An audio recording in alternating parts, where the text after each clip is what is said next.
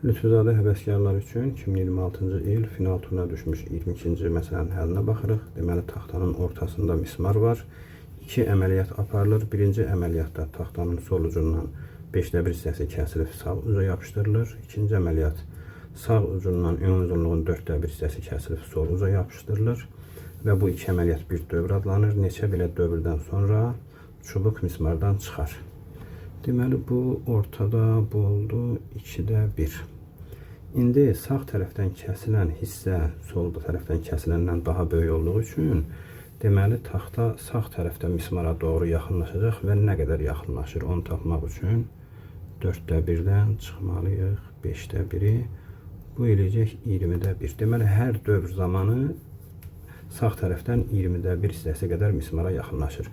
Bəs neçə dəfə belə dövr lazımdır ki, 2də 1-ə çata bilək? Deməli, 2də 1-i bölməliyik 20də 1-ə, bu eləyəcək 10 dəfə.